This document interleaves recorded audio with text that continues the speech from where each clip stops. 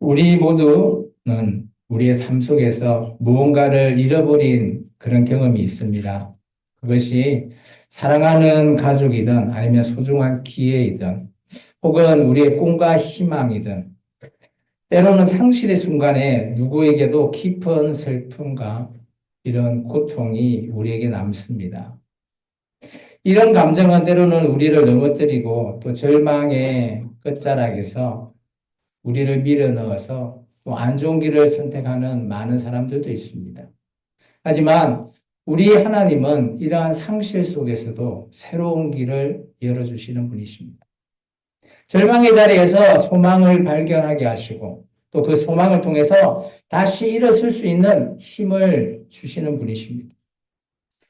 오늘 여러분과 함께 묵상하고자 하는 이 말씀, 마태복음 28장의 말씀은 바로 그런 놀라운 하나님의 계획이 우리에게 담겨져 있습니다. 빈 무덤은 사람들로 하여금 처음에는 두려움을 느끼게 했습니다.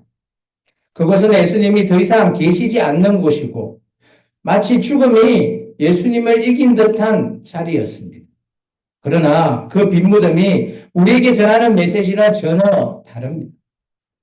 그것은 죽음의 이야기의 끝이 아니라 우리의 삶 속에서 상실이 결국 새로운 희망으로 이어질 수 있을 것이라는 강력한 선언이 담겨져 있습니다. 예수님의 부활은 단순히 한 사람의 죽음과 그 부활에서 국한되지 않습니다. 그것은 우리가 가진 모든 두려움, 슬픔, 또 소망, 생명으로 바꾸신 하나님의 능력이 오늘 이 빈무덤의 부활 사건에 담겨져 있습니다. 우리의 삶이 빈 공간, 비어 있는 자리, 때로는 우리가 실패했다고 느끼는 순간들, 우리가 모든 것을 잃었다고 하는 그 자리, 마치 그런 곳이 우리에게 빈 무덤입니다. 바로 그것이 부활의 기적이 시작된 장소이기도 합니다. 빈 무덤은 죽음의 마지막이 아니라 부활의 첫걸음으로서 절망 속에서도 희망을 찾을 수 있다고 오늘 말하고 있습니다. 여러분, 오늘 이 말씀을 통해서 우리가 무엇을 잃었는지, 때로는 과거의 우리의 기억 속에 어떤 아픔이 많이 간직하고 있는지 등 모든 것이 하나님께서 우리를 새롭게 하실 거라고 오늘 믿음을 가져보시기 바랍니다. 빈무덤이 비어 있는 것처럼 보이지만 그것은 생명의 가장 큰 소망을 담고 있다는 겁니다. 하나님은 우리의 상실과 아픔을 통해 놀라운 축복과 또한 생명의 이야기를 새롭게 시작하시는 분입니다. 이제 우리의 눈을 들어서 하나님을 오늘 준비하신 그 소망을 오늘 꿈꿔보시기 바랍니다. 부활의 빛이 우리 삶을 가득 채울 때 오늘 우리가 잃었던 그런 빈 공간이 가득 찰 줄 믿습니다. 빈 무덤은 끝이 아니고 새로운 시작이라는 겁니다. 오늘 마태복음 28장 6절의 말씀입니다. 같이 한번 읽어볼까요? 그가 여기 계시지 않고 그가 말씀하신 대로 살아나셨느니라. 와서 그가 누우셨던 곳을 보라. 천사가 여인에게 했던 말이죠. 그가 여기 계시지 않는다. 살아나셨다. 이 말씀은 단순히 예수님의 무덤에서 사라졌다는 사실을 넘어서 죽음의 끝이 아니라 놀라운 진리가 선포되었다는 것입니다. 빈 무덤은 절망의 끝자락이 아니라 새로운 생명이 시작되는 것을 말하고 있습니다. 우리가 삶 속에서 마주하는 빈 공간, 잃어버렸던 기억들, 또 많은 소중한 것들, 실패한 그런 관계 속에서 허무했던 것들, 상실했던 이런 아픔들, 그곳에서는 하나님이 이제 빈 무덤에서 우리를 채워주실 줄 믿습니다. 빈 무덤은 우리에게 끝이 아니라는 메시지를 전하며 하나님께서는 우리의 절망 속에서도 새로운 시작을 지금 준비하고 있음을 우리에게 말씀을 통해서 확신하고 있습니다. 성경은 이렇게 새로운 시작의 메시지를 여러 곳에서 우리에게 말하고 있습니다. 이사야서 말씀입니다. 같이 한번 읽어볼까요? 이사야서 43장의 말씀입니다. 같이 읽습니다. 보라, 내가 새 일을 행하리니.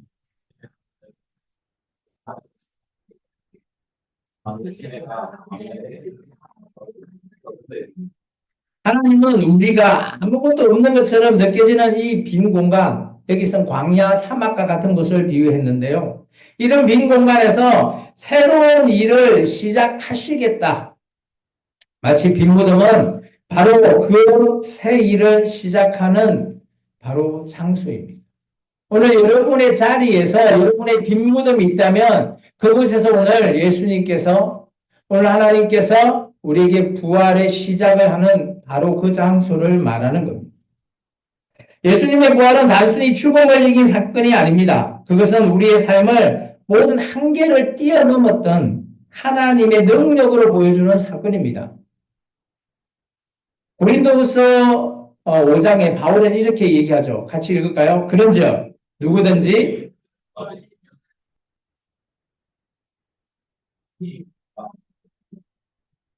아멘. 오늘 빈무덤은 새로운 피조물로서 삶을 시작하는 출발점입니다.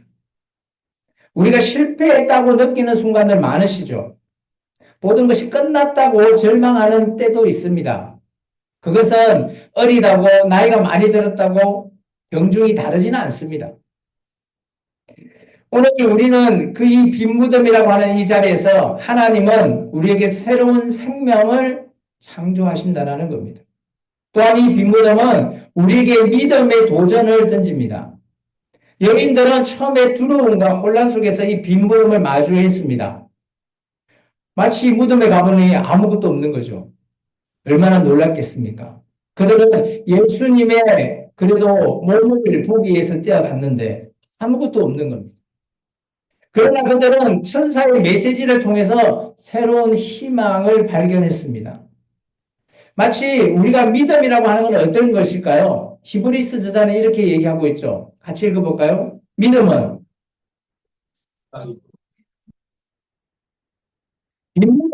보이지 않는 하나님의 계획, 이것을 우리에게 보여주는 믿음의 증거 아닐까요? 우리가 삶 속에서 마주하는 이 비공간들을 역시 믿음이라고 하는 시선에서 우리가 바라볼 때 오늘 우리는 하나님의 놀라운 계획을 마주할 수 있다는 겁니다. 그게 바로 빈무덤이라고 하는 장소죠. 여러분, 빈무덤은 단순히 그냥 비어있는 그런 물리적 공간을 말하는 것이 아닙니다. 그것은 절망 속에서 소망을 발견하는 장소여야 합니다. 또한 죽음 속에서 생명으로 만나셔야 되는 장소라는 겁니다. 하나님은 우리의 빈 공간을 채우시고 새로운 생명을 주시기 위해서 오늘 빈 무덤이라고 하는 곳에서 우리에게 끝이 아니라 이제 새로운 시작을 약속하신 겁니다. 그 시작은 하나님의 사랑과 능력으로 이루어진 것이죠. 우리의 아무런 노력도 다 필요 없는 겁니다. 오직 하나님의 사랑과 능력이 아니면 이 빈 무덤은 채워질 수 있는 것이 아닙니다. 우리가 물리적으로 어느 비어있는 공간을 막 채우기 위해서 이것, 내가 좋아하는 것들을 많이 채울 수는 있겠죠. 근데 그것이 우리 안에 있는 실패와 좌절, 슬픔, 고통, 이것을 완벽하게 채워질 수 있는 것이 아니라는 것을 말하고 있습니다. 오늘 우리가 마주하는 이 빈 무덤, 빈자리에서 하나님께서 새롭게 하실 것을 오늘 기대해 보십시오. 그리고 믿음의 눈으로 바라보시기 바랍니다. 두 번째, 부활은 두려움을 소망으로 바꿔주는 겁니다. 오늘 좀 전에 우리가 읽었던 말씀 중에 마태복음 28장 5절의 말씀을 다시 한 번 더 읽어보겠습니다. 읽습니다. 천사가 여자에게 말하여 이르되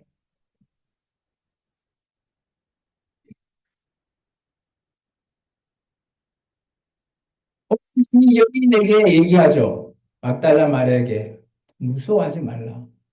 두려워하지 말라. 이 짧은 한마디는 부활의 소식이 가장 놀라운 힘을 보여줍니다.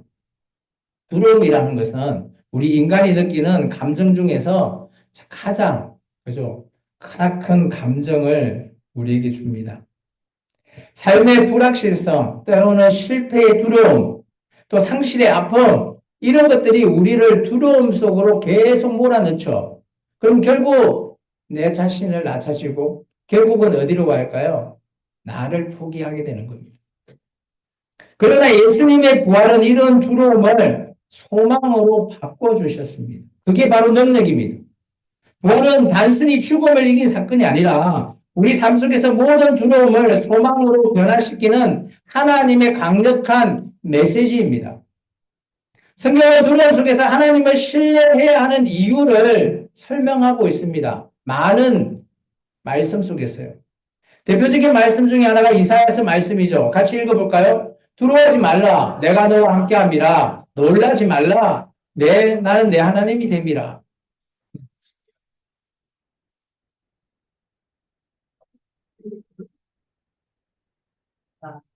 아멘. 두려워하지 말라고 합니다. 하나님은 우리가 두려움 속에 있을 때 우리를 붙들어 주시는 분이시죠.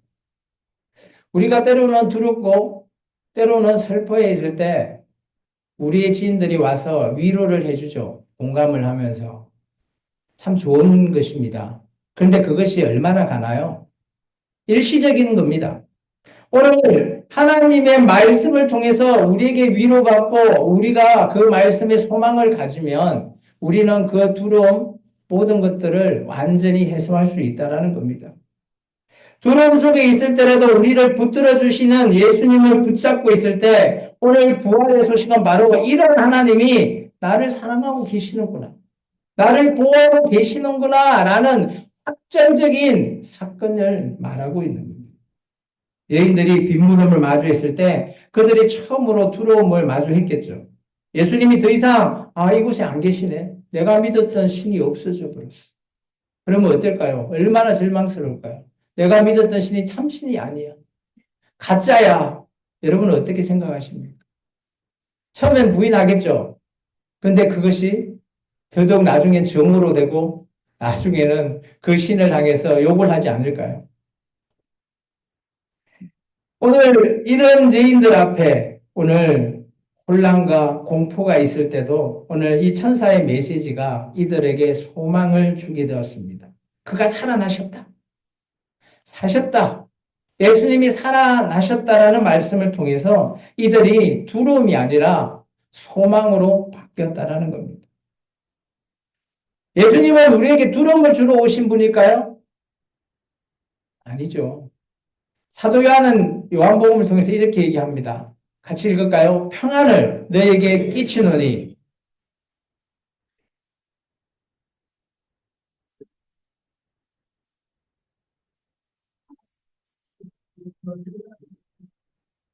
오늘 예수님이 우리에게 하시는 말씀 아닐까요? 예수님이 부활한 이후에 제자들 앞에 나타나서 가장 먼저 하신 말이 뭘까요? 평안하냐? 평안은 어떨 때 일어날까요? 그냥 우리가 아무 일 없이 한가하고 힐링할 때 오는 게 평안일까요? 여기서 말하는 평안은 좀 다릅니다. 우리 안에 있는 많은 문제, 근심, 두려움 이런 모든 것들을 오늘 예수님으로 말미암아 우리가 평안을 얻을 수 있다라는 사실을 말하고 있습니다. 부활은 우리에게 평안을 주며 두려움을 소망으로 바꿔주는 힘을 보여준다라는 겁니다. 또한 부활은 우리에게 두려움 속에서도 믿음을 선택할 수 있는 용기를 주는 거죠. 그래서 우리가 예수님을 믿는 거 아닐까요? 히브리서 13장 말씀을 읽어보겠습니다. 그러므로 우리가 어떻게 해야 된다고요? 담대히 말하되 주는 나를 돕는 이시니 내가 무서워하지 아니하겠노라. 사람이 내게 어찌하리요 하노라. 믿음이라는 게 이것입니다. 내가 믿는 걸 통해서 부활의 소망은 우리에게 어떤 상황 속에서도 하나님을 신뢰하고 담대하게 나아갈 수 있는 힘을 준다는 것이죠. 두려움은 우리를 묶어두려 하지만 부활의 능력은 우리를 자유하게 합니다. 또한 새로운 삶으로 나아갈 수 있게 우리를 뒤에서 밀어주고 있는 놀라운 힘이 있죠. 보이진 않지만요. 여러분, 부활의 소망은 단순한 과거의 사건이 아닙니다. 오늘 우리의 삶 속에서 살아있는 메시지로 믿으시기 바랍니다. 믿음의 눈으로 보지 않으면 이 메시지가 우리에게 전혀 들어오지 않을 겁니다.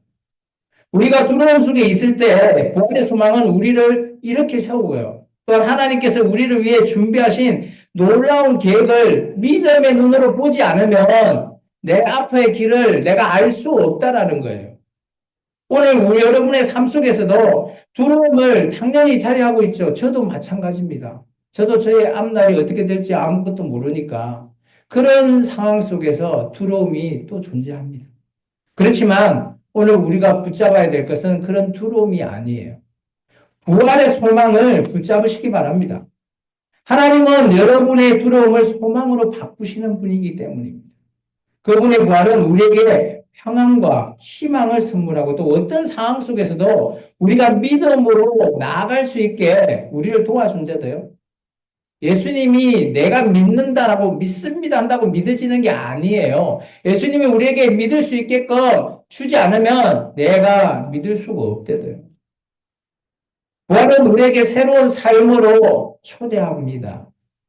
오늘 28장, 마태복음 28장 7절의 말씀이죠. 같이 읽습니다. 또 빨리 가서 그의 제자들에게 이르되 그가 죽은 자 가운데서 살아나셨고 너희보다 먼저 갈릴리로 가시나니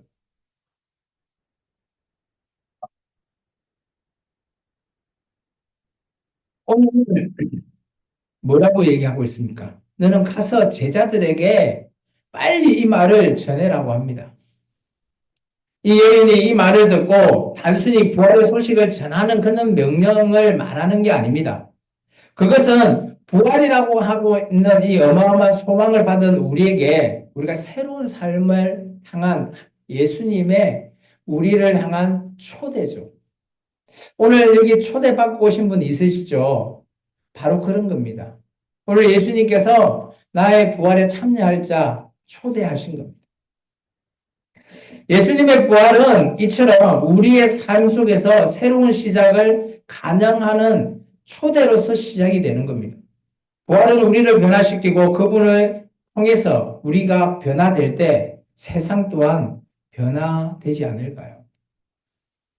우리나라가 요즘 정치적으로, 경제적으로 많이 혼란스럽죠. 앞으로 6월 달 되면 또 새로운 또 대통령을 뽑아야 되는데, 그죠? 이런 혼란 속에서, 변화 속에서 이 변화를 그냥 내가, 야, 나는 안 변하고 싶어. 한다고 가만히 붙들고 있는다고 변하지 않을까요? 마치 부활도 그런 거와 마찬가지입니다. 예수님이 나에게 초대를 했는데 나는 초대받지 않을 거야. 그런다고 내가 나와 예수님과의 관계가 전혀 아무 관계가 없을까요? 예수님이 여러분을 사랑하시기에 여러분을 초대하시는 거예요. 예수님의 부활은 우리에게 새로운 삶의 방향을 제시합니다. 로마서 말씀을 같이 읽습니다. 그러므로 우리가 그의 죽으신 값하여 세례를 받음으로 그와 함께 장사되었나니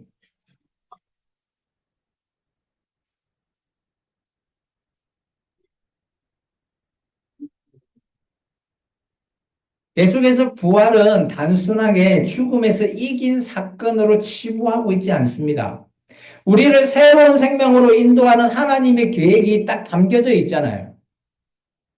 예수님께서 우리와 함께 죽고 예수님과 함께 다시 살아나는 그 놀라운 계획이 오늘 하나님의 향한 우리들 한 명 한 명에 대한 계획 아닐까요? 그래서 예수님이 오늘 여러분을 초대하고 있습니다. 새로운 삶으로의 초대는 단순히 개인적인 변화에서 끝나버리는 게 아닙니다. 그것은 우리를 세상 속에서 부활의 정인으로 살아가기를 바라는 하나님의 뜻이죠. 그래서 예수님께서 오늘 성찬하시기 전에 제자들에게 이렇게 부탁합니다. 사도행전 1장 8절입니다. 같이 읽습니다. 오직 성령이 너에게 임하시면 너희가 권능을 받고 예루살렘과 온 유대와 예수님이 왜 이렇게 우리에게 정인이 되기를 원하실까요? 그것은 부활의 소망이 진실이고 진짜고 또 그것을 받은 우리가 그 소망을 향해 그대로 살아가기를 원하기 때문이 아닐까요? 우리의 삶이 부활이 증거가 되어야 하며 또 우리의 말과 행동이 이 부활의 기쁨과 소망을 드러내야 하지 않을까요? 우리가 전도하면 어려워요라고 말은 하지만 이것은 우리를 향한 예수님께서 사명인 동시에 정인되는 것 자체가 우리가 부활에 초대된 자로서의 특권이자 권한입니다.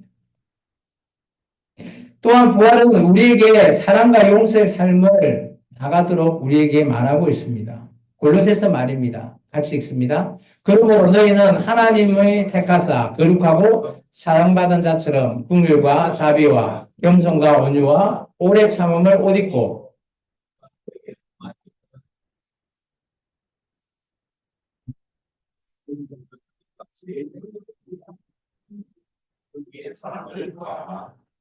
아멘. 부활의 능력은 우리를 사랑과 용서의 삶으로 바뀌게 하신다는 겁니다. 그 삶을 통해서 하나님의 사랑을 세상에 드러내고자 하는 그것이 바로 하나님의 계획입니다. 우리가 믿음의 눈으로 볼 때 이 계획이 우리가 보인다라는 겁니다. 여러분, 부활은 단순한 과거 사건 아닌 거 믿습니까? 그것은 오늘 우리의 삶 속에서 계속해서 이루어져야 되는 것 믿습니까? 그것이 바로 하나님의 역사입니다. 마치 미라클적인 기적만 일어나고 막 그것이 눈앞에 휘황찬란한 것이 보여질 때 그걸 기적으로만 치부하는 것이 아니라 오늘 부활의 이 사건을 통해서 내가 하나님과 함께하는 것이 바로 오늘 기적입니다. 부활은 우리를 새로운 삶으로 초대하며 그 삶 속에서 우리가 사랑, 용서, 그리고 또 소망과 기쁨으로 가득 찬 그 삶이 저와 여러분의 삶이 되기를 원하는 것이 바로 오늘 부활을 향한 하나님께서 우리에게 주신 가장 강력한 메시지라는 겁니다. 여러분, 예수님의 부활은 우리의 삶을 모든 두려움과 절망 이런 것들을 뒤집는 참으로 놀라운 사건입니다. 그래서 기독교인은 부활절을 크게 우리가 절기로 지키고 있습니다. 빈무덤은 단순히 비어있는 공간이 아니에요. 오늘 그것은 우리가 어떤 절망과 그 끝이 오늘 보여주는 우리의 언젠가는 맞닿아야 될 장소죠. 그런데 그 장소를 본다고 우리가 절망해버리고 그것을 실망해버리면 안 된다는 겁니다. 우리가 걸어가고 있는 삶의 일정 속에서 이 빈문떡과 같은 순간들이 언제든지 우리가 마주칠 수 있습니다. 그럴 때 기쁜 상실, 무력과 모든 희망이 사라져버리고 그거로 말미암아 내가 자책해버리면 우리는 이 땅에서 예수님이 이겨놓으신 이 부활의 모든 고난을 우리가 다 잃어버리는 겁니다. 그러나 우리가 마주하고 있는 그 자리에서 오늘 하나님이 이미 새로운 생명으로 준비해 놓은 이 빈 무덤에서 우리가 새로운 시작을 할 때 오늘 이 부활이 나를 통해서 또 새롭게 시작된다는 사실입니다. 우리가 기억해야 할 것은 예수님의 부활이 이처럼 오늘 그리고 우리의 내일 오늘 소망을 살아가고 있는 우리에게 희망의 메시지가 된다는 겁니다. 부활의 능력은 죽음을 이기는 힘을 넘어서 우리 삶 속에서 보단 절망적이고 또 그런 어둠 속에서 빛, 절망 속에서 희망, 이것을 가지고 있는 힘입니다. 빈무덤 속에서 시작된 이 부활의 소망은 우리의 삶의 방향을 제시하고 있습니다. 다시 일어서라, 다시 빛과 같이 되어라 라고 말하고 있습니다. 오늘 우리가 빈무덤을 묵상할 때 우리의 자신의 삶 속에서 이러한 빈자리를 통해서 우리가 발견해야 됩니다. 감출 것이 아닙니다. 그것을 발견하고 그 빈무덤을 채워나가야 됩니다. 시작해야 된다는 겁니다. 하나님께서 새로운 것으로 창조했을 때 이 땅을 창조했을 때와 마찬가지. 이 비어있는 나의 빈무덤을 예수님으로 말미암아 우리가 채워나가는 그런 저와 여러분이 되기를 주 이름으로 축원합니다. 여러분 이제 우리가 해야 할 일은 뭘까요? 이제 부활의 소망을 마음에 품으십시오. 그리고 그 소망을 세상으로 가지고 나아가는 겁니다. 절망 가운데 있는 자들에게 우리가 손을 내미는 겁니다. 그리고 두려움 속에 갇혀 있는 자들과 함께 걸어가는 겁니다. 그리고 그들 또한 이 빈무덤으로 시작되어 있는 부활의 소망을 느낄 수 있게끔 우리가 말씀을 전해야 되지 않겠습니까? 부활의 기적은 단순히 우리가 눈으로 휘황찬란한 기적이 아니라 오늘 우리가 단순해 보이고 작아 보이지만 나로 인해서 이 부활의 기적이 쓰여진다는 사실을 꼭 기억하시기 바랍니다. 마무리하겠습니다. 여러분의 삶 속에 빈 무덤이 무엇을 말하고 있는지 오늘 각자 자리에 돌아가서 꼭 묵상해 보시기 바랍니다. 하나님은 절망을 소망으로, 두려움을 믿음으로 바꾸시는 분입니다. 부활의 능력으로 살아가며 그 소망을 세상에 나누는 우리의 삶이 되기를 간절히 기도합니다. 여러분, 오늘 지금 우리가 발을 내딛는 이 순간, 이게 바로 부활의 소망을 시작하는 순간입니다. 이제 이 빈 무덤이 우리 모두를 위한 새로운 길로 초대하는 예수님의 그 초대를 받으셔서 이제 예수님과 동행하며 나아가는 저와 여러분이 되기를 주의 이름으로 축원합니다. 기도하겠습니다. 주님 감사합니다.